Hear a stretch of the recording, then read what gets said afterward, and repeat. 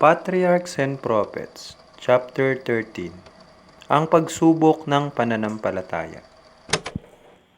Ang kabanatang ito ay batay sa Genesis chapter 16 hanggang chapter 22.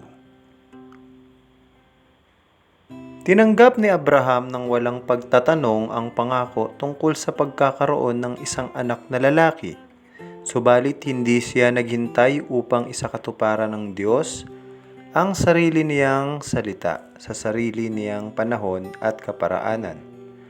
Ang pagkaantala ay pinahintulot upang subukin ang kanyang pananampalataya sa kapangyarihan ng Diyos. Subalit hindi niya napanagumpayan ang pagsubok na ito. Iniisip na imposibleng siya ay magkaroon pa ng anak sa kanyang katandaan. Si Sarah ay nagmungkahi bilang isang panukala upang ang panukala ng Diyos ay matupad, na ang isa sa kanyang mga katulong na babae ay kunin ni Abraham bilang pangalawang asawa. Ang pagkakaroon ng maraming asawa ay naging ganun na lamang kalaganap, ano pat iyon ay hindi na itinuturing na isang kasalanan. Subalit iyon ay nananatili pa ring paglabag sa kautusan ng Diyos at ikinamamatay ng kabanalan at kapayapaan ng relasyon sa sambahayan. Ang pagiging mag-asawa ni Abraham at ni Agar ay nagbunga ng masama, hindi lamang sa sarili niyang sambahayan, kundi pati sa mga darating pang mga saling lahi. Sa labis na kapurihan ng karangalan ng bago niyang kalagayan bilang asawa ni Abraham, at umaasang magiging ina ng dakilang bansa na magmumula sa kanya, si Agar ay naging mayabang at mapagmalaki at pinakitunguhan ng masama ang kanyang among babae. Ang matinding pag-iinggitan ay gumambala sa kapayapaan ng dati isang masayang tahanan. Napilitang makinig sa daing ng dalawa ay walang kabuluhang sinikap ni Abraham upang manumbalik ang pagkakasundo. Bagaman iyon ay dahil sa taimtim na pakiusap ni Sarah na gawin niyang asawa si Agar, ngayon ay sinisisi niya siya bilang siyang may kasalanan. Nais niyang mawala ang kanyang karibal, subalit hindi ito maipahintulot ni Abraham, sapagkat si Agar ang magiging ina ng kanyang anak ayon sa malugod niyang inaasahan. Ang ipinangakong anak siya ay katulong ni Sarah, ganun pa man, at siya ay hinahayaan ni Abraham na pasailalim ng pangangasiwa ng kanyang amo. Ang mapagmataas na espiritu ni Agar ay hindi mapalalampas ang karahasan ng pinagagalit ng kanyang pagkawalang galang. Dinuwagi siya ni Sarah at si Agar ay tumakas mula sa kanyang harap. Siya ay nagtungo sa ilang, at samantalang siya ay nagpapahinga sa tabi ng isang bukal, nag-iisa at walang kaibigan, ang isang anghel ng Panginoon sa anyong tao ay napakita sa kanya. Tinawag siya bilang Agar, alila ni Sarah, upang ipaalala sa kanya ang kanyang kalagayan at ang kanyang tungkulin. Nagsabi sa kanya, "Magbalik ka sa iyong Panginoon at pahinuhod ka sa kanyang mga kamay." Ganun pa man kalakip ng panunumbat ay mga salitang nakapag-aaliw. Dininig ng Diyos ang iyong kadalamhatian. Pararamihin kong mainam ang iyong binhi na hindi mabibilang dahil sa karamihan. At bilang isang nagpapatuloy na pagpapaalala ng kanyang kaawaan, siya ay tinagubiling tawaging Ismael ang kanyang anak. Ang Diyos ay makikinig. Noong si Abraham ay malapit ng mag-100 taon ang gulang, ang pangako tungkol sa pagkakaroon ng anak na lalaki ay inulit sa kanya, na may katiyakan na ang magiging tagapagmana ay kinakailangang maging anak ni Sarah. Subalit hindi kaagad na unawaan ni Abraham ang pangako. Ang kanyang isip ay kaagad na patuon kay Ismael, na nanatili sa kaisipang sa pamamagitan niya ang mga panukala ng Diyos ay mga tutupad. Sa kanyang pag-ibig sa kanyang anak ay kanyang sinabi, "Naway si Ismael ay mabuhay sa harapan mo." At muli ang pangako ay ibinigay sa pamamagitan ng mga salitang lubos na maiintindihan. Ang iyong asawang si Sara ay magkakaanak sa iyo at tatawagin mo ang kanyang ngalang ay Isaac at aking pagtitibayin ang aking tipan sa kanya. Ganon pa man ay hindi kinalimutan ng Diyos ang dalangin ng Ama. Tungkol kay Ismael, ang sabi niya, ay dininig din kita. Narito't aking pinagpala siya at siya'y gagawin kong malaking bansa. Ang pagkasilang ni Isaac na naghatid makalipas ang mahabang buhay ng paghihintay ng katuparan ng pinakahihintay nilang inaasahan, ay nagbigay ng kagalakan sa mga tolda ni Abraham at ni Sarah. Subalit para kay Agar, ang pangyayaring ito ang pagbagsak ng ikinagagalak niyang tinatangkilik na mga ambisyon. Si Ismael na ngayon ay isa ng kabataan ay itinuring ng lahat sa kampo bilang tagapagmana ng mga kayamanan ni Abraham at tagapagmana ng mga pagpapalang ipinangako sa kanyang angkan. Ngayon ay bigla na lamang siyang napasa isang tabi at sa kanilang kabiguan, ang ina at anak ay kapwa nagkaroon ng galit sa anak ni Sarah. Sa pangkalahatang kasiyahan ay nagpatindi sa kanilang inggit hanggang sa si Ismael ay mangahas na hayagang kutyain ang tagapagmana ng pangako ng Diyos. Nakita ni Sarah sa magulong disposisyon ni Ismael ang isang magpapatuloy na pagmumulan ng kaguluhan at siya ay nakiusap kay Abraham at pinilit na si Agar at si Ismael ay paalisin mula sa kampamento. Ang patriarka ay nabulid sa isang matinding pagkalito. Paano niya mapaaalis si Ismael, ang kanyang anak na lubos pa rin niyang minamahal? Sa kanyang kalituhan, siya ay humingi ng pagpatnubay ng Diyos. Ang Panginoon sa pamamagitan ng isang banal na anghel ay kinausap siyang pagbigyan ang kagustuhan ni Sarah. Ang kanyang pag-ibig kay Ismael o kay Agar ay di dapat manatili sa daan, sapagkat sa pamamagitan lamang noon, maaari niyang mapapanumbalik ang kaayusan at kasiyahan sa kanyang sambahayan. At binigyan siya ng anghel ng nakaaaliw na pangako na bagaman mawawalay mula sa tahanan ng kanyang ama, si Ismael ay hindi pababayaan ng Diyos.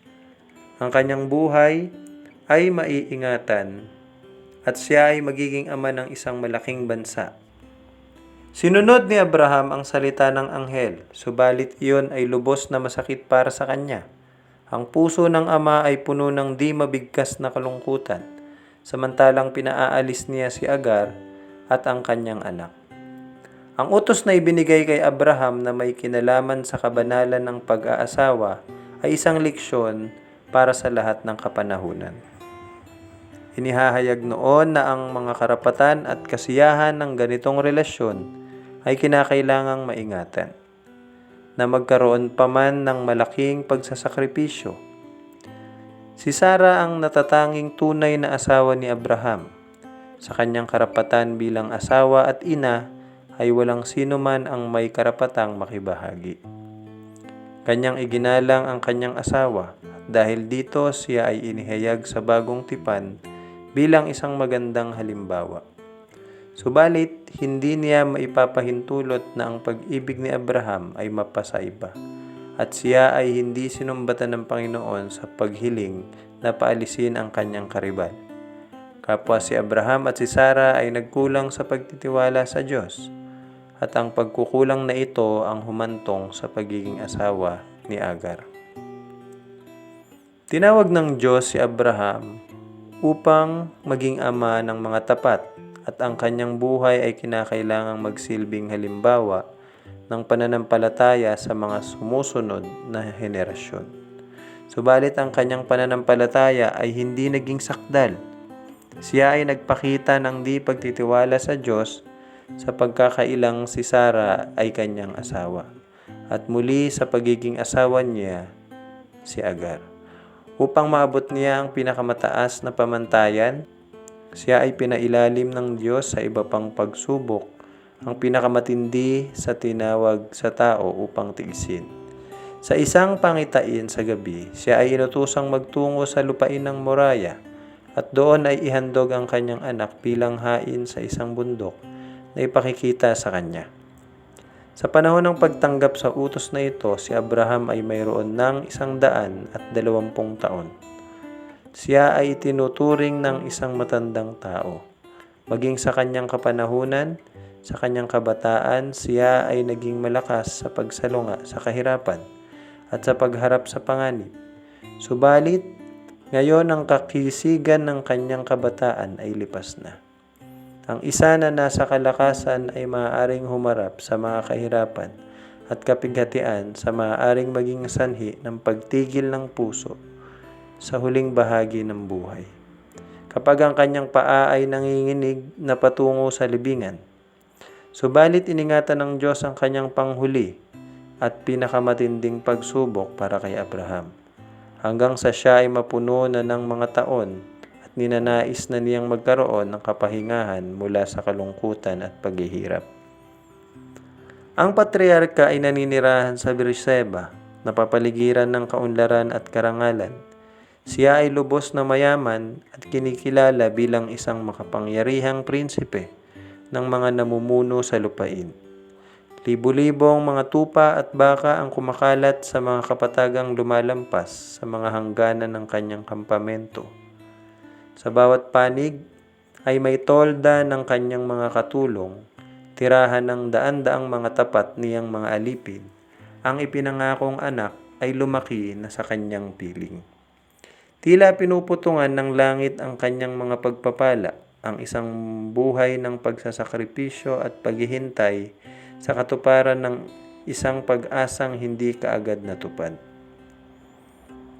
Sa pagiging masunurin ayon sa pananampalataya, ay iniwan ni Abraham ang kanyang lupang sinilangan. Iniwan ang libingan ng kanyang mga ama at tahanan ng kanyang mga kamag-anak. Siya ay naglagalag sa lupaing kanyang mamanahin. Siya ay matagal na naghintay sa pagsilang ng ipinangakong tagapagmana. Sa utos ng Panginoon ay pinaalis niya ang kanyang anak na si Ismael. At ngayon, samantalang ang kanyang anak na matagal niyang kinasasabikan ay nagbibinata at tila nakikita na ng patriarka ang katuparan ng kanyang mga inaasahan. Ang isang pagsubok na matindi kaysa sa lahat ng ibang pagsubok ay nasa harap niya. Ang utos ay binigkas sa pamamagitan ng mga salitang maaaring pumighati sa puso ng amang iyon. Kunin mo ngayon ang iyong anak, ang iyong bugtong na anak na si Isaac, na iyong minamahal, at ihain mo siya roong handog na susunugin. Si Isaac ang liwanag ng kanyang tahanan, kaaliwan ng kanyang katandaan, at higit sa lahat, tagapagmana ng ipinangakong pagpapala. Ang pagkawala ng ganong anak ay maaaring makawasak sa puso ng nagigiliw na ama. Maaaring makapagpayuko iyon sa namumuti niyang ulo ng dahil sa kapighatian.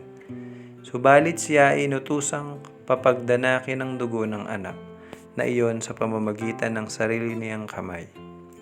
Yaon ay naging tila imposible para sa kanya.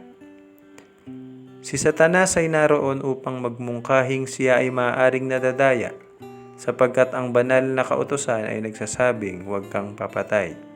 At hindi ipagagawa ng Diyos ang minsan ay kanyang ipinagbawal. Sa paglabas sa kanyang tolda, si Abraham ay tumingin sa walang ulap na kalangitan at sinariwa sa isipan ang pangakong ibinigay. Halos 50 taon na ang nakalilipas. Na ang kanyang binhi ay di mabibilang tulad ng mga bituin. Kung ang pangakong ito ay matutupad sa pamamagitan ni Isaac, bakit kinakailangang siya'y patayin?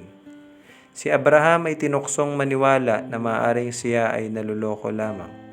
Sa kanyang pagkalito at kalungkutan, siya ay yumuko sa lupa at nanalangin, sa paraang hindi pa niya kailanman magawa. Para sa katiyakan ng utos kung kinakailangan niyang gampanan ang nakakikilabot na tungkuling iyon. Naalala niya ang mga anghel na sinugo sa kanya upang ipahayag ang layunin ng Diyos na sirain ang Sodoma at nagatid sa kanya ng pangako tungkol sa kanyang anak na si Isaac. At siya ay nagtungo sa lugar na kung saan ilang beses niyang nakita ang mga makalangit na tagapagbalita. umaasang makakatagpo muli sila at makakatanggap ng karagdagang pahayag. Subalit walang dumating upang makatulong sa kanya. Ang kadiliman ay tila pumipilit sa kanya. Subalit ang utos ng Diyos ang naririnig niya sa kanyang mga tainga. Kunin mo ngayon ang iyong anak, ang iyong bugtong na anak na si Isaac, na iyong minamahal. Ang utos na iyon ay kinakailangang masunod at hindi niya kinakailangang pangahasan na iyon ay ipagpaliban. Ang araw ay sisikat at kinakailangang siya ay maglakbay na. Sa pagbalik niya sa kanyang tolda, siya ay nagtungo sa lugar na kung saan si Isaac ay mahimbing na natutulog. Ang walang kaguluhang at inosenteng pagtulog ng kabataan. Sandaling tiningnan ng ama ang kaibig-ibig na muka ng kanyang anak at nanginginig na pumihit papalayo. Siya ay nagtungo sa piling ni Sarah na natutulog rin. Gigisingin pa ba niya siya? Upang minsan pa ay mayakap niya ang kanyang anak? Sasabihin ba niya sa kanya ang hinihiling ng Diyos? Ninais niyang ihinga ang kanyang puso sa kanya at ibahagi ang kakilakilabot na tungkuling ito. Subalit siya ay napigilan ng pangambang siya ay humadlang sa kanya. Si Isaac ang kanyang ligaya at karangalan. Ang kanyang buhay ay nakatali sa kanya. Ang pag-ibig ng ina ay maaaring tumanggi sa paghahain. Sa wakas ay kinausap ni Abraham ang kanyang anak. Sinabi sa kanya ang utos na maghain sa isang malayong bundok. Si Isaac ay malimit nang nakasama sa kanyang ama upang sumamba sa ilan sa mga altar na nailagay sa kanyang paglalakbay. At ang paanyayang ito ay hindi naging kakaiba para sa kanya. Madaling naisagawa ang paghahanda sa paglalakbay. Ang kahoy ay inihanda at inilagay sa asno, at kasama ang dalawang katulong na lalaki, sila ay humayo. Magkatabing naglakbay ang mag-ama na may katahimikan. Ang ama ay pinag-iisipan ang mabigat niyang lihim, ay hindi makapagsalita. Ang kanyang pag-iisip ay nakatuon sa mapagmalaki at lubos na nasisiyahang ina, at ang araw na siya ay magbabalik sa kanya na walang kasama. Alam niyang ang sundang ay mapapatusok sa puso ng kanyang asawa sa pagpaslang noon sa buhay ng kanyang anak. Ang araw na iyon na pinakamahabang araw na naranasan ni Abraham ay mabagal na lumipas. Samantalang ang kanyang anak at ang mga lalaki natutulog, ay ginugol niya ang gabi sa pananalangin. Maasa pa rin na may makalangit na tagapagbalitang darating na magsasabi ng ang pagsubok ay tapos na at ang binata ay maaari nang umuwi sa kanyang ina nang hindi nasasaktan. Ngunit walang dumating para sa napipigati niyang kaluluwa. Isa pang mahabang araw, isa pang gabi ng pagpapakumbaba at pananalangin. Samantalang gaya pa rin ng dati ang utos upang siya ay mawala ng anak, ay patuloy na umaalingaw-ngaw sa kanyang mga tainga. Si Satanas ay malapit upang mag-udyok ng pag-aalinlangan at kawalan ng pananalig. Subalit nilabanan ni Abraham ang mga iminumungkahi niya. Samantalang sila ay malapit nang magsimula sa ikatlong araw ng kanilang paglalakbay, ang patriarka sa pagtingin sa hilaga ay nalata ang ipinangakong tanda. Isang ulap ng kaluwalhatian ang nasa ibabaw ng bundok ng Moriah, at nalaman niya na ang tinig na nagsalita sa kanya ay mula sa langit. Hanggang sa mga sandaling ito ay hindi siya nagmukmuk laban sa Diyos. Sa halip ay pinasiglan niya ang kanyang kaluluwa sa pamamagitan ng pag-iisip sa mga patotoo ng kabutihan at katapatan ng Panginoon. Ang anak na ito ay di inaasahang ipinagkaloob at hindi ba karapatan lamang ng nagkaloob ng napakahalagang kaloob na ito na bawiin ang sariling kanya at inulit ng pananampalataya ang pangakong, kay Isaac tatawagin ang iyong lahi, isang lahi na magiging sindami ng buhangin sa tabi ng dagat. Si Isaac ay inianak sa pamamagitan ng isang kababalaghan At hindi ba magagawa ng kapangyarihang nagbigay sa kanya ng buhay na iyon ay ibalik? Sa pagtingin ng higit sa nakikita, ay pinanghawakan ni Abraham ang banal na pananalita. Iniisip na maging sa gitna ng mga patay ay maaaring buhayin siyang muli ng Diyos. Hebreo 11 verse 19. Ganun pa man, walang sino man liban sa Diyos ang nakababatid ng kadakilaan ng pagsasakripisyo ng Ama sa pagsang-ayon na ang kanyang anak ay mamatay. Ninais ni Abraham na walang iba kundi ang Diyos lamang ang makasaksi sa pag-aalay. Iniwan niya ang kanyang mga katulong at sinabi, "Ako at ang bata ay paroroon doon at kami ay sasamba. At pagbabalikan namin kayo." Ang panggatong ay pinadala kay Isaac, siya na ihahandog. Kinuha ng ama ang sundang at ang apoy, at magkasama silang pumanhik tungo sa tuktok ng bundok. Ang binata ay matahimik na nag-iisip kung saan, nalubhang malayo sa mga kawan at mga alagang hayop, ang ihahandog manggagaling. Sa wakas siya ay nagsalita, "Ama ko, narito ang apoy at ang kahoy. Ngunit saan naroon ang korderong pinakahandog na susunugin?" O anong pagsubok ito? Napaka mapagmahal na mga salita. Ama ko, ang tumasak sa puso ni Abraham. Hindi pa niya masasabi ngayon. Anak ko, ang sabi niya, Diyos ang maghahanda ng korderong pinakahandog na susunugin. Sa itinakdang lugar ay ginawa nila ang altar at inilagay ang panggatong doon. At pagkatapos, samantalang ang kanyang tinig ay nanginginig, ay inihayag ni Abraham kay Isaac ang banal na pahayag. Si Isaac ay natakot at nabigla sa pagkaalam ng mangyayari sa kanya, subalit siya ay hindi tumanggi.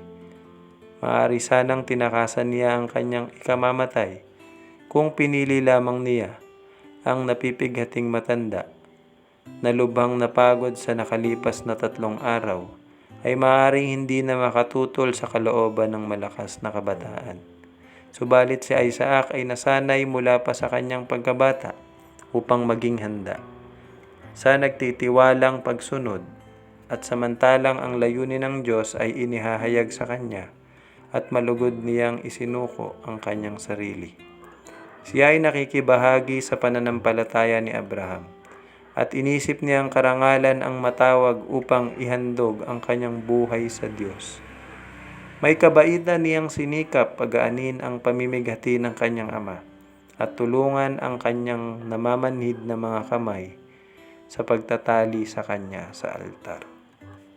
At ngayon, ang huling mga pananalita ng pagmamahal ay nabigkas na. Ang huling luha ay pumatak at ang huling pagyakap ay naibigay. Itinaas ng ama ang sundang upang patayin ang anak nang bigla na lamang natigilan ang kanyang kamay. Isang anghel ng Diyos ang tumawag sa patriarka mula sa langit, "Abraham, Abraham." Mabilis siyang tumugon, "Narito ako." At muli ang tinig ay narinig, "Huwag mong buhatin ang iyong kamay sa bata, o gawan man siya ng anuman, sapagkat talastas ko ngayon na ikaw ay natatakot sa Diyos. Sa paraang hindi mo itinanggi sa akin ang iyong anak, ang iyong bugtong na anak." At si Abraham ay nakakita ng isang tupang lalaki na nahuli sa dawag at mabilis na kinuha ang bagong biktima. Inihandog niya iyon na inihalilis sa kanyang anak. Sa kanyang kagalakan at pagpapasalamat ay binigyan ni Abraham ng bagong pangalan ang banal na lugar na iyon ng Jehovah Jireh, Diyos ang maghahanda. Sa bundok ng Moriah, muling binago ng Diyos ang kanyang pakikipagtipan. Tiniyak ng may banal na panunumpa ang pagpapala kay Abraham at sa kanyang binhi sa lahat ng darating na mga henerasyon. Sabi ng Panginoon, "Sa aking sarili ay sumumpa ako, sapagkat ginawa mo ito at hindi mo itinanggi sa akin ang iyong anak, ang iyong bugtong na anak, na sa pagpapala ay pagpapalain kita, at sa pagpaparami ay pararamihin ko ang iyong binhi, na gaya ng mga bituin sa langit, at gaya ng mga buhangin sa baybayin ng dagat. Kakamtin ng iyong binhi ang pintuang bayan ng kanyang mga kaaway. Pagpapalain sa iyong binhi ang lahat ng bansa sa lupa, sapagkat sinunod mo ang aking tinig. Ang dakilang ginawa ng pananampalataya ni Abraham ay nakatindig bilang isang haligi ng liwanag. Liniliwanagan ang daan ng mga alipin ng Diyos sa mga darating na mga panahon. Si Abraham ay nagsikap magdahilan sa pagsasakatuparan ng kalooban ng Diyos. Sa panahong iyon ng 3 araw na paglalakbay, siya ay may sapat na panahon upang magdahilan at upang pag-alinlangan ang Diyos kung siya ay nakalaan upang mag-alinlangan. Maaari sana siyang nagdahilan na ang pagpatay sa kanyang anak ay magiging sanhi ng pagtingin sa kanya bilang isang mamamatay tao. Isang pangalawa kay Cain na magiging sanhi upang ang kanyang mga itinuturo ay tanggihan at di pahalagahan. At sa pamamagitan noon ay masira ang kanyang kapangyarihan sa paggawa ng mabuti sa kanyang kapwa-tao. Maaari sanang nakiusap siya na dahil sa kanyang gulang ay maaaring hindi na siya sumunod. Subalit ang patriarka ay hindi nagkubli sa alinman sa mga pagdadahilang ito. Si Abraham ay tao. Ang kanyang mga hilig at pinangahawakan ay tulad rin ng sa atin. Subalit siya ay hindi tumigil upang magtanong kung paano matutupad ang pangako kung si Isaac ay papatayin. Hindi siya nanatili upang makipagtalo sa kanyang nasasaktang puso. Alam niya na ang Diyos ay makatarungan at makatuwiran sa lahat ng kanyang ipinagagawa at sinunod niya ang utos ayon sa bawat titik. Si Abraham ay sumampalataya sa Diyos at siya ay ibinilang na katuwiran sa kanya at siya ay tinawag na kaibigan ng Diyos. Santiago 2 verse 23. At ang sabi ni Pablo, ang mga sa pananampalataya, ang mga yaon ay anak ni Abraham. Subalit ang pananampalataya ni Abraham ay nahayag sa pamamagitan ng mga gawa. Hindi baga ang ating amang si Abraham ay inaring ganap sa pamamagitan ng mga gawa dahil kanyang inihain si Isaac na kanyang anak sa ibabaw ng dambana. Nakikita mo na ang pananampalataya ay gumagawang kalakip ng kanyang mga gawa. At sa pamamagitan ng mga gawa ay nagiging sakdal ang pananampalataya. Santiago 2 verse 21 to 22. Marami ang hindi nakauunawa sa kaugnayan ng pananampalataya sa gawa. At kanilang sinasabi, maniwala ka lamang kay Kristo at ikaw ay ligtas na. Wala ka nang dapat pang gawin tungkol sa pagsunod sa kautusan. Subalit ang ganap na pananampalataya ay mahahayag sa pagsunod. Sabi ni Kristo sa mga hindi naniniwalang mga Hudyo, kung kayo'y mga anak ni Abraham ay gagawin ninyo ang mga gawa ni Abraham. At tungkol sa ama ng mga tapat, ang pahayag ng Panginoon, sinunod ni Abraham ang aking tinig at ginanap ang aking bilin, ang aking mga utos, ang aking mga palatuntunan at ang aking mga kautusan. Sabi ni Apostol Santiago, ang pananampalataya na walang mga gawa ay patay sa kanyang sarili. At si Juan, sa lubos na pagpapahayag ng tungkol sa pag-ibig ay nagsabi sa atin, ito ang pag-ibig ng Diyos na ating tuparin ang kanyang mga utos. Sa pamamagitan ng sagisag at pangako ay ipinangaral na ng una ang ebanghelyo kay Abraham. At ang pananampalataya ng patriarka ay nakasalalay sa tagatubos na darating. Sabi ni Kristo sa mga Hudyo, nagalak ang inyong amang si Abraham na makita ang aking araw, at nakita niya at natuwa. Ang lalaking tupa na inihalili sa paghahandog kay Isaac ay kumakatawan sa anak ng Diyos, na ihahain na panghalili sa atin. Noong ang tao ay kinakailangang mamatay dahil sa pagsalangsang sa kautusan, ang ama, samantalang nakatingin sa kanyang anak, ay nagsabi sa makasalanan, mabuhay ka, nakasumpong ako ng isang pangtubos.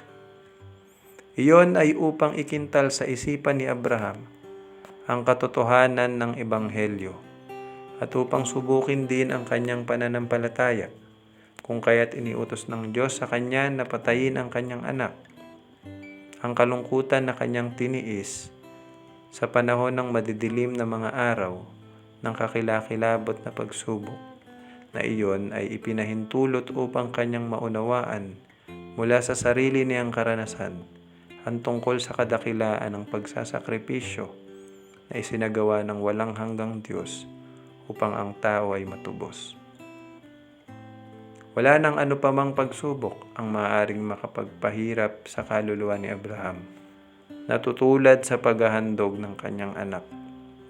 Binigay ng Diyos ang kanyang anak upang mamatay sa hirap at kahihiyan. Ang mga anghel na nakasaksi sa paghihirap ng kaluluwa ng anak ng Diyos ay hindi pinahintulutang upang mamagitan, tulad sa nararanasan ni Isaac. Walang tinig na makapagsasabing sapat na upang mailigtas ang nagkasalang lahi, ay ibinigay ng hari ng kaluwalhatian ng kanyang buhay. Ano ang mabisang katibayan ang maibibigay tungkol sa walang hanggang habag at pag-ibig ng Diyos? Siya na hindi ipinagkait ng kanyang sariling anak, kundi ibinigay dahil sa ating lahat. Bakit hindi naman ibibigay sa atin ng walang bayad ang lahat ng mga bagay?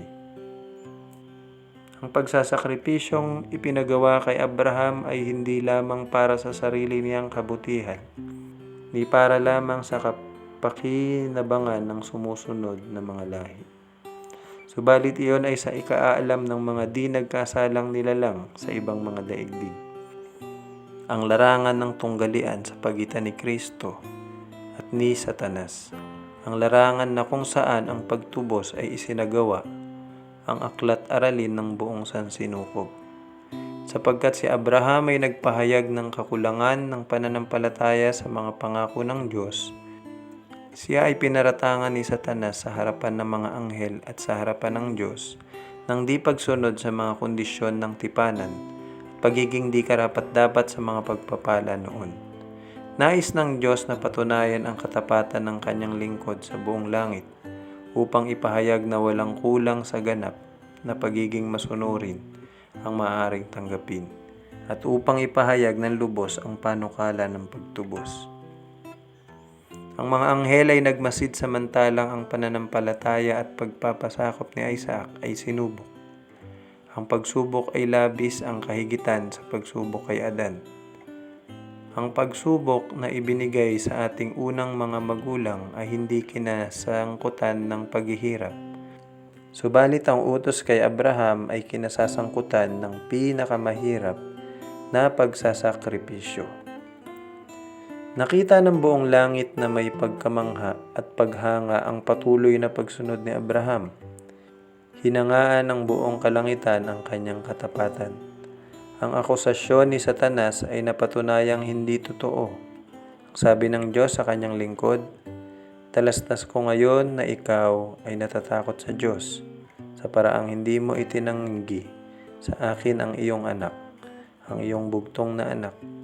Ang pakikipagtipan ng Diyos na pinagtibay kay Abraham sa pamamagitan ng isang panunumpa sa lahat ng mga nilikha sa ibang mga daigdig ay nagpapatunay na ang pagiging masunurin ay may gantimpala.